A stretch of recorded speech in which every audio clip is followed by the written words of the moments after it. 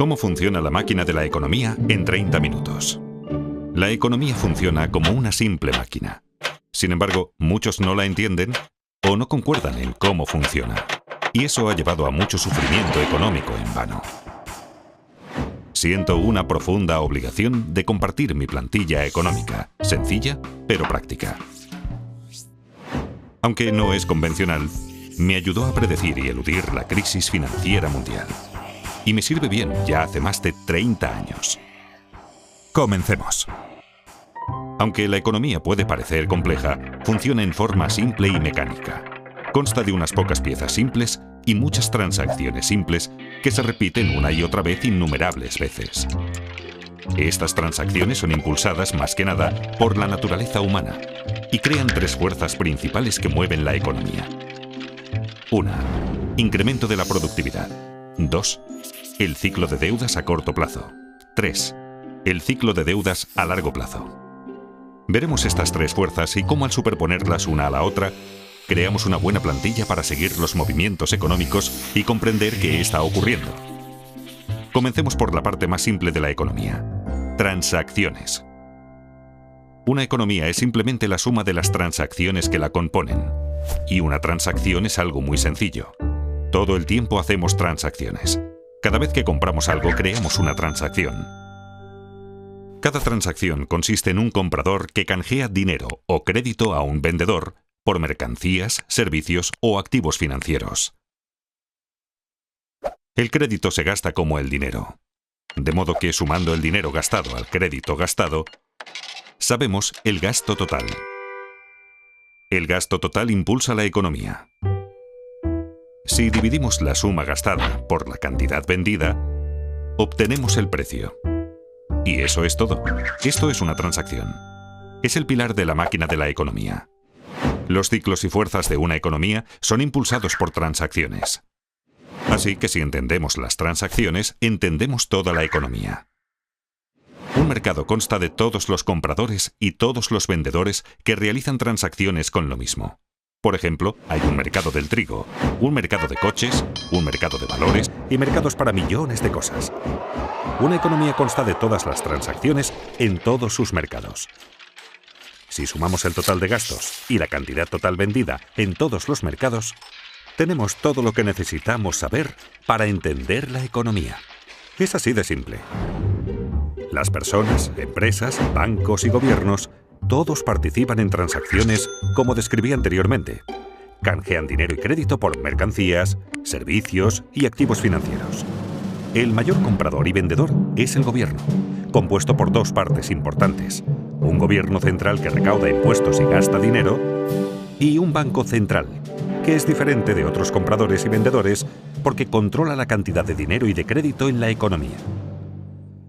Lo hace influyendo en las tasas de interés e imprimiendo dinero nuevo.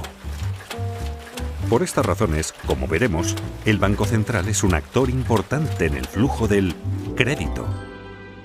Ahora pongamos atención en el crédito. El crédito es la parte más importante de la economía y probablemente la menos comprendida. Es la parte más importante porque es la mayor y la más volátil. Así como compradores y vendedores van al mercado a hacer transacciones, también los prestadores y los prestatarios. Los prestadores suelen querer convertir su dinero en más dinero. Y los prestatarios suelen querer comprar algo que no pueden pagar, como una casa o un coche, o quieren invertir en algo como iniciar una empresa. El crédito puede ayudar tanto a prestadores como a prestatarios a obtener lo que desean. Los prestatarios prometen devolver la suma prestada llamada el capital, más una suma adicional llamada interés. Cuando las tasas de interés son altas, se toman menos préstamos porque son caros. Cuando las tasas de interés son bajas, se toman más préstamos porque son más baratos. Cuando los prestatarios prometen devolver el préstamo y los prestadores les creen, se crea el crédito. Dos personas cualesquiera pueden acordar el crear crédito de la nada. Esto parece bastante sencillo, pero el crédito es escurridizo porque tiene nombres diferentes. Una vez generado el crédito, se convierte de inmediato en deuda. La deuda es un activo para el prestador y un pasivo para el prestatario. En el futuro, cuando el prestatario devuelva el préstamo con intereses, activo y pasivo desaparecerán y la transacción queda saldada. Entonces, ¿por qué es el crédito tan importante? Porque cuando un prestatario obtiene crédito, puede aumentar sus gastos. Y hay que recordar, el gasto impulsa la economía. Eso es porque el gasto de una persona es el ingreso de otra persona. Pensemos que cada dólar que gastamos, alguien lo gana. Y cada dólar que ganamos fue gastado por alguien. Así que cuando gastamos más, alguien gana más. Cuando los ingresos de alguien aumentan, los prestadores están más dispuestos a prestarle dinero porque ahora es más digno de crédito. Un prestatario digno de crédito tiene dos cosas: la capacidad de devolver el préstamo y un aval. Tener ingresos altos comparados con la deuda le permite devolver dinero. En caso de no poder hacerlo, tiene activos valiosos como aval que pueden venderse. Esto hace que los prestadores se sientan cómodos al prestarle dinero. Así, mayores ingresos permiten tomar más préstamos, que a su vez permiten mayores gastos.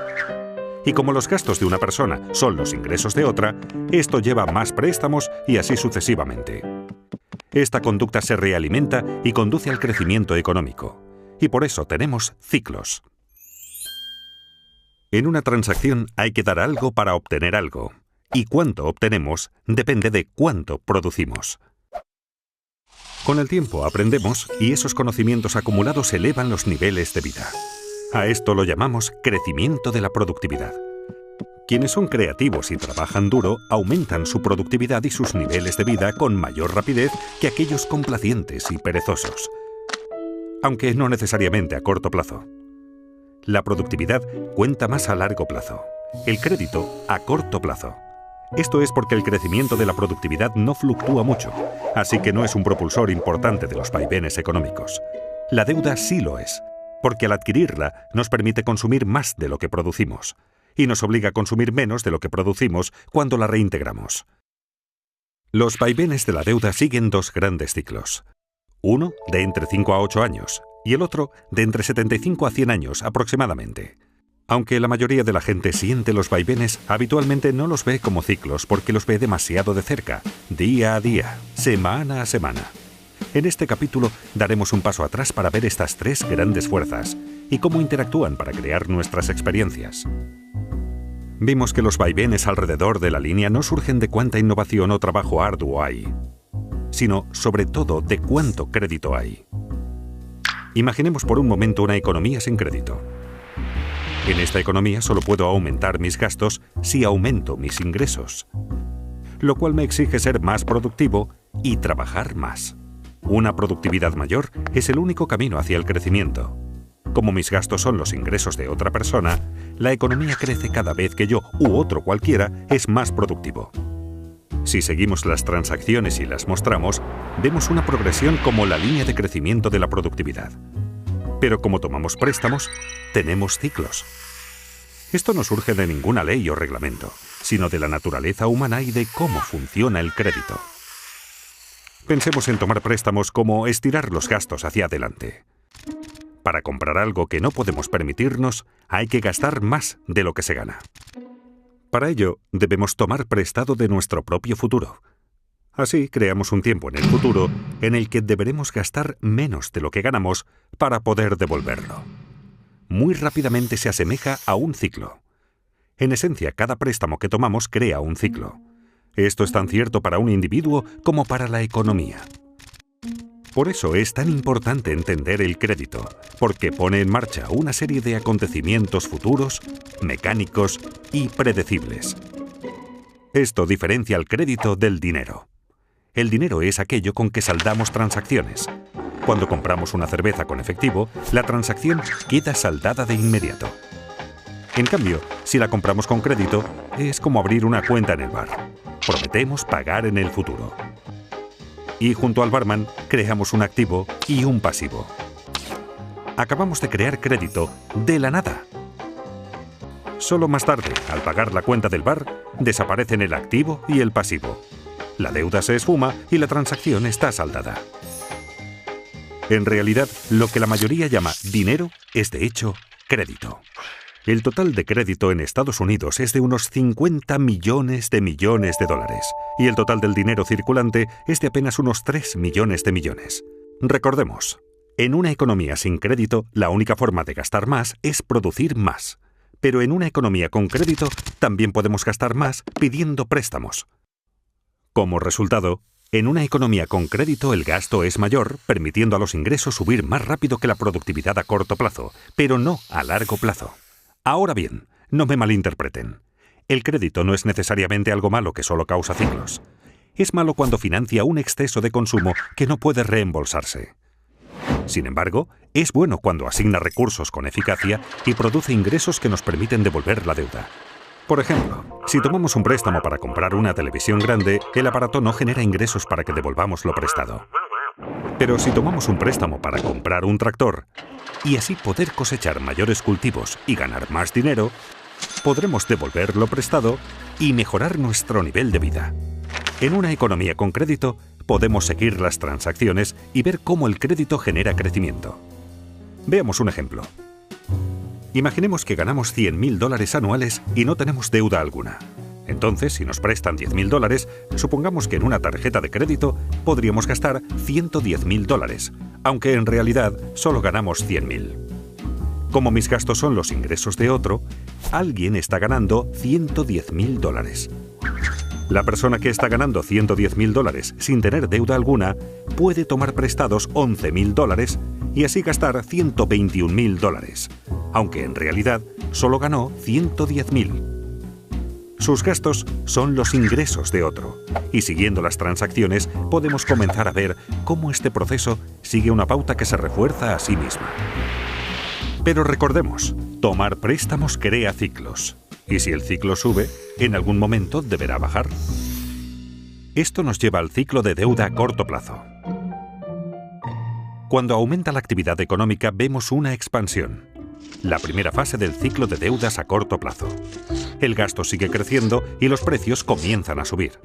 Esto ocurre porque el mayor gasto es alimentado por el crédito, que puede crearse instantáneamente de la nada.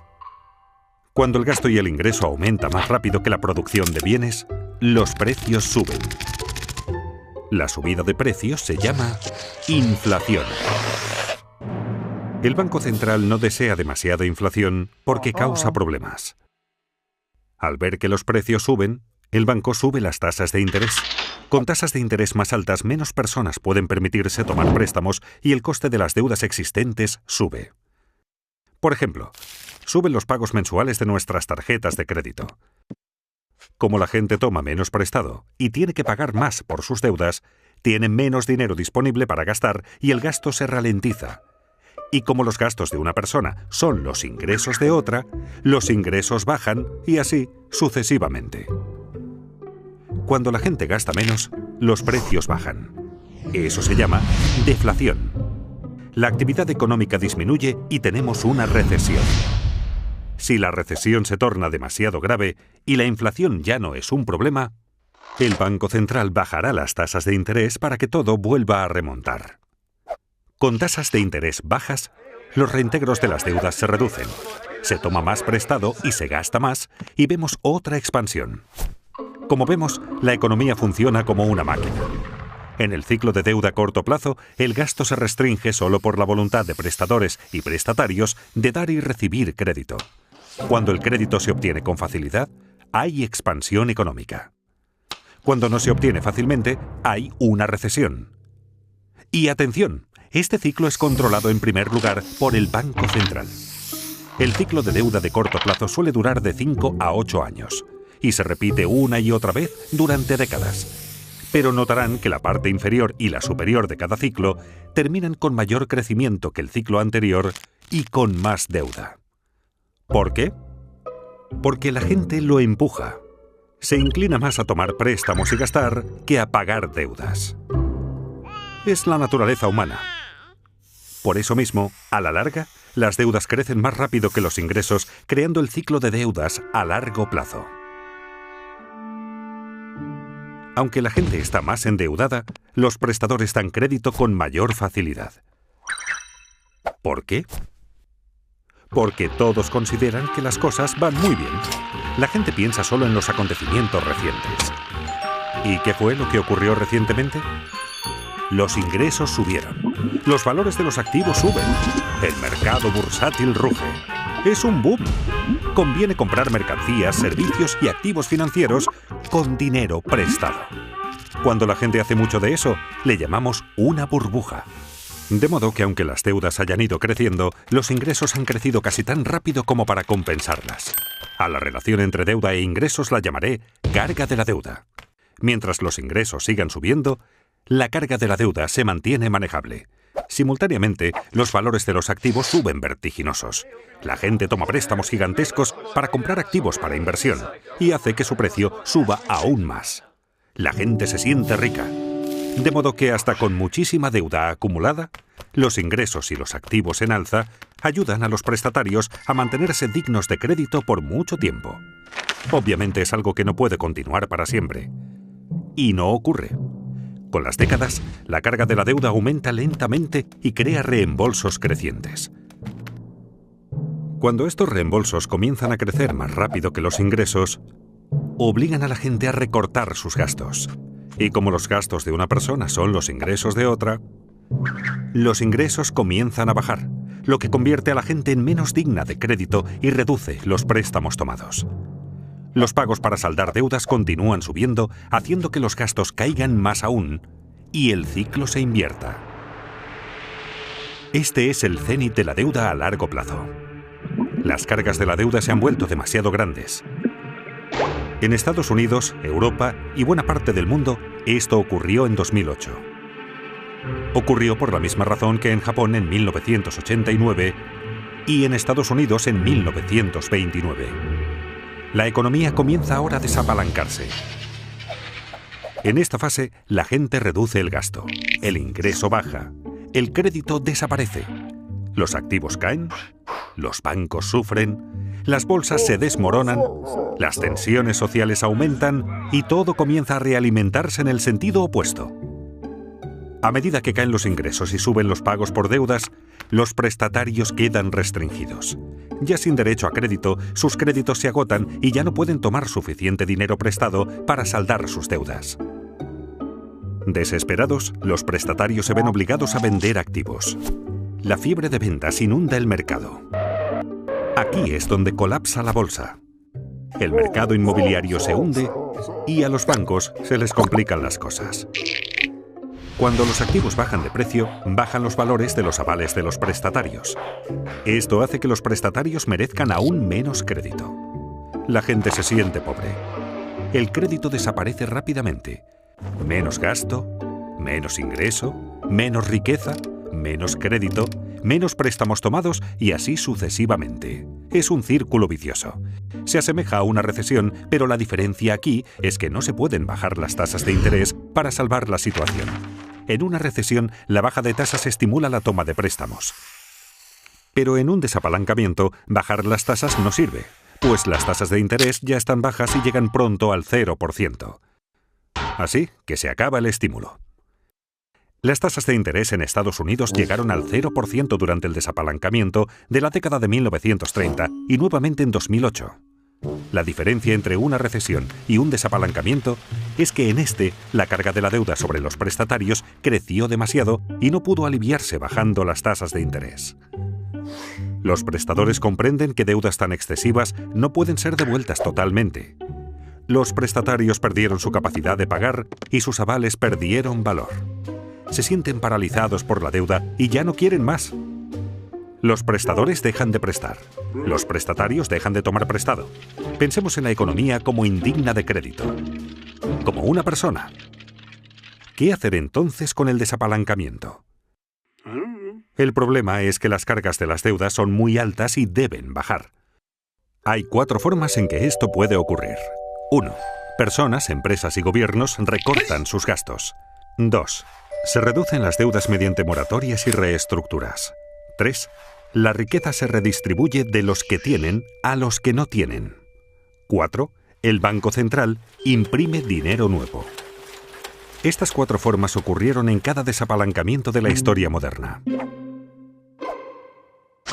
Es habitual recortar primero los gastos. Como vimos, personas, empresas, bancos y hasta gobiernos se ajustan el cinturón y recortan gastos para poder pagar sus deudas. Esto se llama con frecuencia austeridad. Cuando los prestatarios dejan de contraer nuevas deudas y comienzan a pagar las deudas viejas, puede esperarse que la carga de la deuda baje. Pero ocurre lo contrario. Como se recorta el gasto, y el gasto de una persona es el ingreso de otra, esto hace que los ingresos caigan más rápido de lo que se saldan las deudas, y así la carga de la deuda de hecho empeora. Como vimos, este recorte del gasto es deflacionario y doloroso. Las empresas están forzadas a reducir costes, lo que significa menos empleos y mayor paro. Esto lleva a la etapa siguiente. Deben reducirse las deudas. Muchos no pueden pagar sus préstamos y las deudas del prestatario son el activo del prestador. Cuando los prestatarios no pagan al banco, la gente teme que el banco no pueda pagarle lo suyo y corre a retirar su dinero del banco. Los bancos quedan restringidos y la gente, las empresas y los bancos dejan de pagar sus deudas. Esta grave contracción económica es una depresión. Buena parte de una depresión consiste en descubrir que lo que suponíamos era nuestra riqueza no está. Volvamos al bar. Cuando compramos una caña a cuenta, prometimos pagarle al dueño del bar. Nuestra promesa se convirtió en un activo del barman. Si no cumplimos la promesa, no le pagamos y entramos en moratoria de nuestra cuenta de bar. Entonces, este activo que tenía, de hecho, no vale nada. En esencia, ha desaparecido. Muchos prestadores no quieren ver su patrimonio desaparecer y acuerdan reestructurar la deuda. Esto significa que los prestadores recibirán un reembolso menor o que cobrarán en un lapso mayor o con un interés menor al acordado inicialmente. De esta manera, se incumple un contrato a pesar de que se reduce la deuda. Los prestadores prefieren así un poco de algo antes que el total de la nada. Pese a que desaparece deuda, su reestructuración hace que los valores de ingresos y activos desaparezcan más rápido, con lo cual la carga de la deuda continúa empeorando. Como recortar gastos, reducir la deuda también es doloroso y deflacionario. Todo esto afecta al gobierno central porque menores ingresos y menos empleo significan que el gobierno recauda menos impuestos. Al mismo tiempo, necesita aumentar su gasto por el aumento del paro. Muchos de los parados tienen ahorros inadecuados y necesitan apoyo financiero del gobierno. Además, los gobiernos crean planes de incentivos y aumentan sus gastos para compensar la baja de la economía. Los déficits presupuestarios gubernamentales crecen explosivamente durante un desapalancamiento porque gastan más de lo recaudado por impuestos. Eso es lo que está ocurriendo cuando oímos sobre el déficit en los noticiarios. Para financiar los déficits, los gobiernos deben subir los impuestos o tomar dinero prestado. Pero con ingresos en caída y tantos en paro, ¿de quién vendrá el dinero? De los ricos. Ya que los gobiernos necesitan más dinero y la riqueza está muy concentrada en manos de un pequeño porcentaje de la gente, es natural que los gobiernos cobren más impuestos a los acaudalados, lo cual facilita una redistribución de la riqueza en la economía de los que tienen hacia los que no tienen. Los que no tienen y sufren comienzan a sentir resentimiento hacia los ricos que tienen. Los que tienen, sufriendo la economía débil, los precios de los activos en baja y los impuestos en alza, comienzan a sentir resentimiento hacia los que no tienen. Si la depresión continúa, puede alterarse el orden social. No solo subirán las tensiones internas en los países, sino que también entre países, sobre todo entre deudores y acreedores. Esta situación puede llevar a un cambio político que a veces puede ser extremo. En la década de 1930, esto condujo a Hitler al poder, a la guerra en Europa y a la depresión en Estados Unidos. La presión para que se haga algo que ponga fin a la depresión aumenta. Recordemos, lo que la mayoría consideraba dinero era en realidad crédito. Así, cuando el crédito desaparece, la gente no tiene suficiente dinero. La gente está desesperada por dinero. ¿Recuerdan quién puede imprimirlo? El Banco Central. Tras haber bajado ya sus tasas de interés a casi cero, está obligado a imprimir dinero. A diferencia del recorte de gastos, la reducción de la deuda y la redistribución de riquezas, la impresión de dinero es inflacionaria y estimulante. Inevitablemente, el Banco Central imprime dinero nuevo de la nada. que usa para comprar activos financieros y bonos del gobierno. Ocurrió en Estados Unidos durante la Gran Depresión y nuevamente en 2008, cuando su Banco Central, la Reserva Federal, imprimió más de 2 millones de dólares. Otros bancos centrales del mundo que podían también imprimieron mucho dinero. Comprar activos financieros con este dinero ayuda a elevar los precios de los activos, volviendo a la gente más digna de crédito. Pero esto ayuda solo a los que tienen activos financieros. Y es que el Banco Central puede imprimir dinero, pero solo puede comprar activos financieros. El Gobierno Central, por su parte, puede comprar bienes y servicios y pasar dinero a la gente, pero no puede imprimir dinero. Así que para estimular la economía, los dos deben cooperar. Comprando bonos del gobierno, el Banco Central en esencia presta dinero al gobierno, permitiéndole mantener un déficit y aumentar el gasto en bienes y servicios mediante sus programas de incentivos y de seguros de paro. Esto aumenta los ingresos de la gente, así como la deuda del gobierno. Sin embargo, reducirá la carga total de la deuda en la economía. Este es un momento de gran riesgo. Quienes formulan las políticas deben equilibrar las 4 formas en que se reduce la carga de la deuda. Las formas deflacionarias deben equilibrar a las inflacionarias para mantener la estabilidad. Si se equilibran correctamente, puede producirse un desapalancamiento hermoso. Y es que un desapalancamiento puede ser feo o hermoso. ¿Cómo puede ser hermoso? Aunque un desapalancamiento es una situación difícil, manejar óptimamente una situación difícil es algo hermoso. Mucho más bello que los excesos desequilibrados y alimentados con deuda de la fase de apalancamiento. En un desapalancamiento hermoso, las deudas disminuyen respecto de los ingresos. El crecimiento económico real es positivo y la inflación no es un problema. Se obtiene con el equilibrio correcto. El equilibrio correcto exige cierta mezcla de recorte de gastos, reducción de la deuda, transferencia de riquezas e impresión de dinero para mantener la estabilidad económica y social. La gente pregunta si la impresión de dinero causará inflación. No, si compensa el crédito que cae. Recordemos, el gasto es lo que importa. $1 de gastos pagado con dinero afecta a los precios igual que $1 de gastos pagado con crédito. Imprimiendo dinero, el Banco Central puede compensar la desaparición de crédito con un aumento de la cantidad de dinero. Para cambiar esta situación, el Banco Central necesita no solo fomentar el crecimiento de los ingresos, sino lograr que la tasa de crecimiento del ingreso supere a la tasa de interés sobre la deuda acumulada. ¿Qué quiero decir con ello? En esencia, los ingresos deben crecer más rápido que las deudas.